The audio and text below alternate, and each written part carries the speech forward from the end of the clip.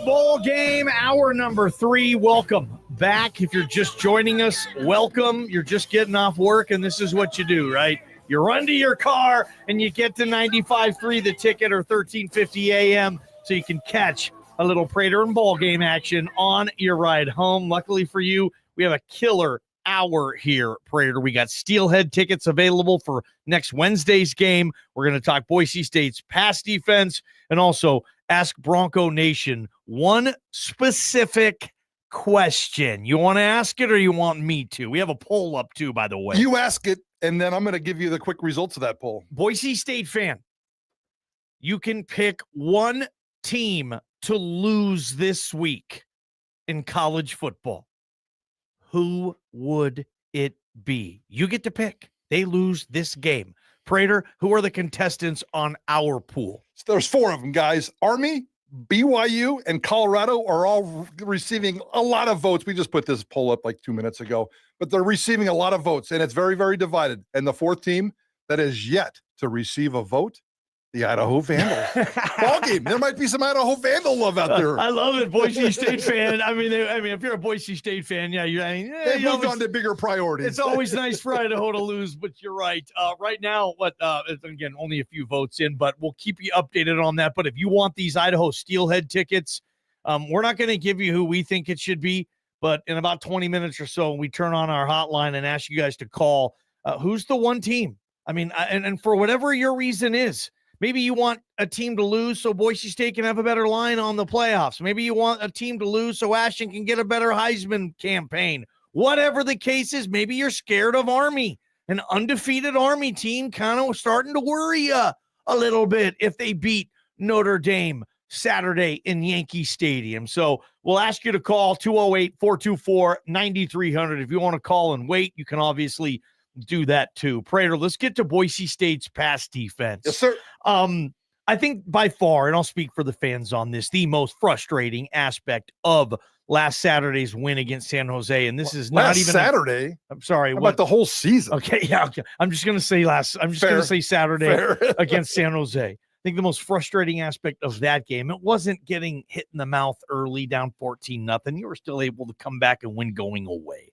I think it was some of these corners looking like a chicken with its head cut off, running around there. Honestly, Prater, sometimes even looking like, heck, they never really played the position before. It felt like these receivers were going against players that were at a different level of the sport or an introduction to the sport. And they were picking on Boise State's corners. Sometimes Boise State corners, I mean, they're looking around. They didn't know the ball was in the air. I mean, it felt like simple concepts, coaching, and certainly execution were really frustrating. And you're right, last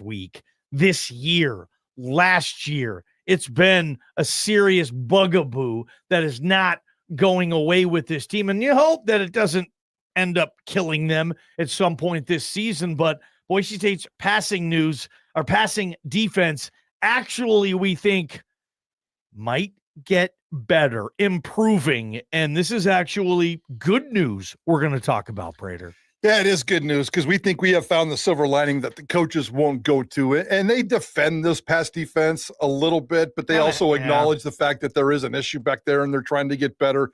I think it's a coaching issue. You know who I'm talking about. I think it's a scheme issue, and I still can't figure that out. I think it's a player issue, especially a couple of specific players that maybe were overpromised and they are under-delivering. I think Amarion McCoy is a stud who's physical, and he still has a couple of hiccups every now and then. But just the lack of ability to it seems like Boise State's cornerbacks especially are always, there's that 2-foot cushion between them and the wide receiver. It's, I don't want to touch the guy. He's got measles or something. I don't know what the hell's going on there. Okay. And then just turning around and doing the fundamental. Anybody that watches football knows that cornerbacks or anybody in pass coverage has to turn around and play the ball.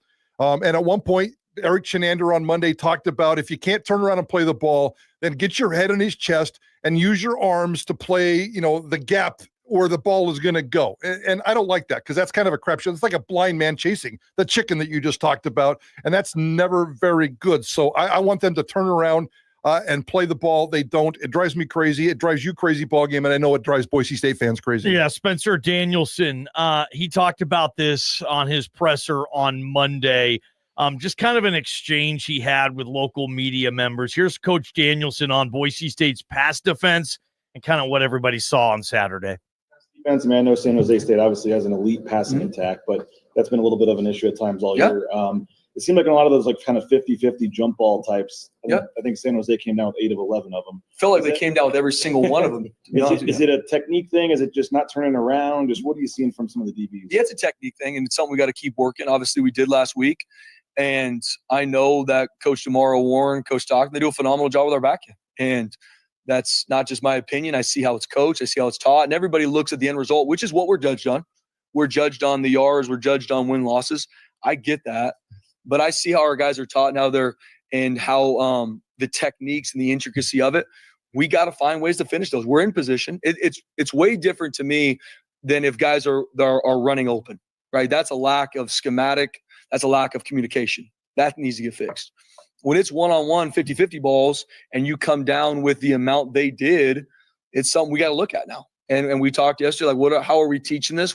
Maybe it's a technique that we've liked prior that we need to evolve from, because in college football, you got to find ways to eliminate explosives. We did not do that on Saturday. By the grace of God and our players playing their tail off, we were able to create 4 turnovers, but you can't give up 450 yards passing and be happy. And even if we gave up 150, there'll still be things that we need to look at and grow in, but we got to find ways to continue to train those 50-50 balls to make sure we can execute more. Follow up on that in terms of just turning around and making a play on the ball. Is that just a split second decision where they're not making the right decision? Break that down just a little bit further. Yeah, it's all about time and space with it, Mike, in regards to where I'm at in relation to the receiver and where I'm at in relation to the ball, right? Am I in a winning position? Am I on the top shoulder? Am I on the bottom shoulder? And obviously this is happening in nanoseconds, and they do a really good job. I mean, they've got a bunch of double moves that they threw at us early. So as a DB, do I drive that hitch or do I wait for the double move? And those something, and that's offenses across the country. It's something we've seen all year. It's a technique thing, and yes, there's going to be opportunities to look and lean and be able to make a play on the ball. There's going to be times where I got to go through the receiver's hands to make a play on the ball.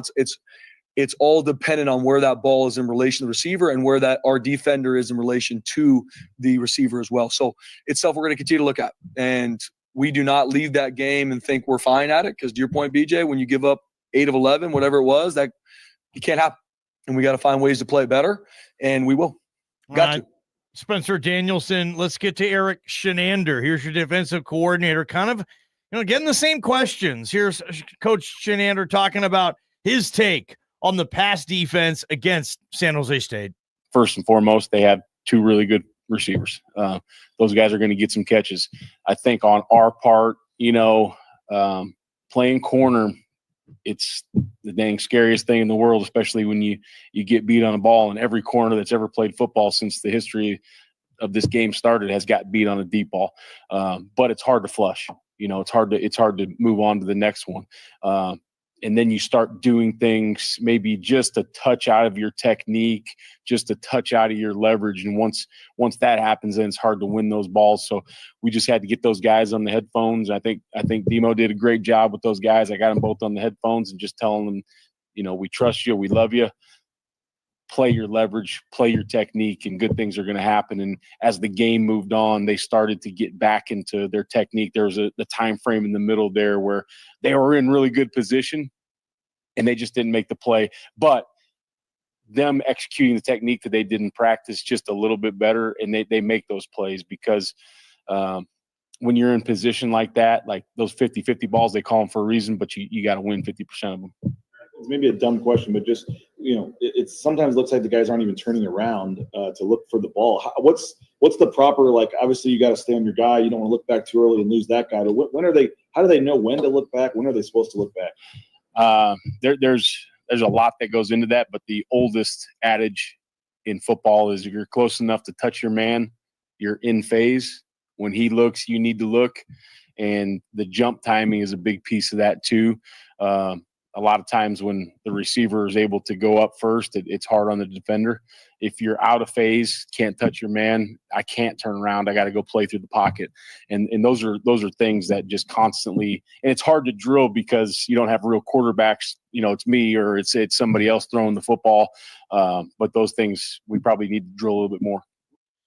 Probably. Yeah, I think drilling just a little bit more. And I like those answers. And I don't think they're shying away from the issue. I like those answers. It kind of bothers me that they keep teaching it and teaching it and teaching it. Like they say they're teaching it and teaching it and teaching it. Yep. But we're not seeing the results.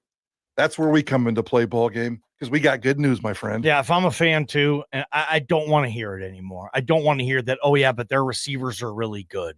But, oh, yeah, corner, it's really hard to play.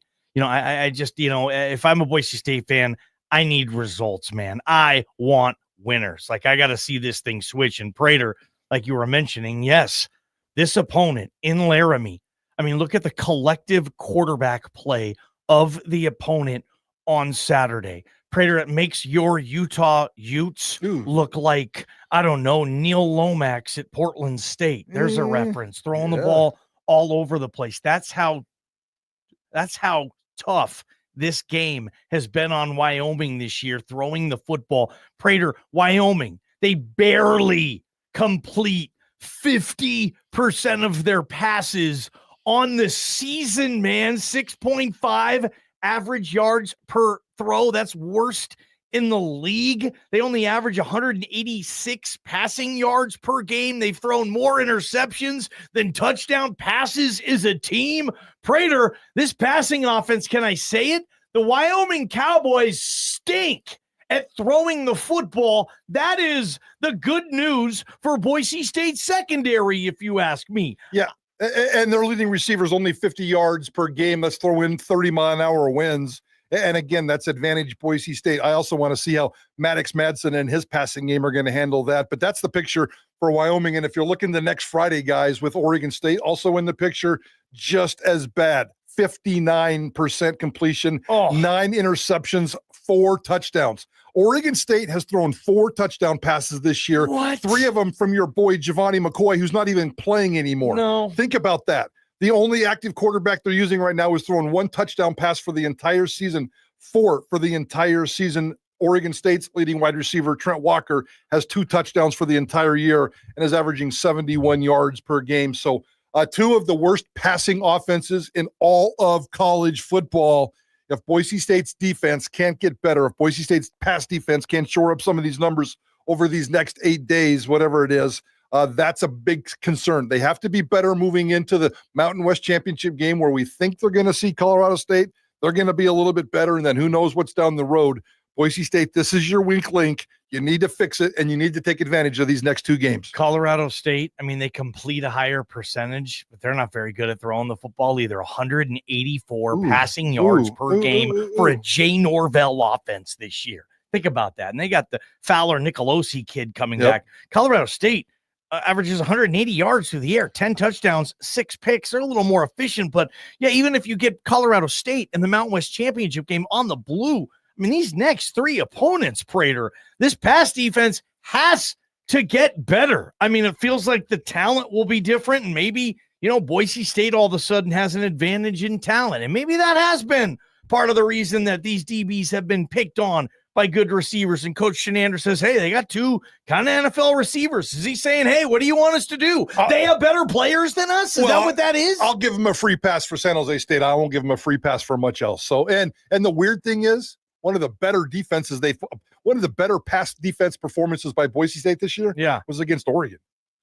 I mean, that's weird. I mean, yeah. So Dalen Gabriel didn't go crazy that day. He didn't go crazy that day. They were too busy returning kicks. Man. They lost possessions. Exactly. So, hey, if Colorado State's doing it again, that's 3 games moving forward where I think Boise State can get fixed. And there is a promise of a concern. There's some potential for happiness there. And don't tell us that we don't ever bring you good news. Yes, we got good news for you. Boise State's pass defense, Wyoming, Oregon State, possibly Colorado State. None of them can throw the football. Could be a huge opportunity for Boise State there. 208-424-9300. If you want these 2 Idaho Steelhead tickets for the Wednesday night before Thanksgiving. Major party, major hookup night. If you want these 2 tickets, call 208-424-9300 and tell us, who is the one team that you hope loses this weekend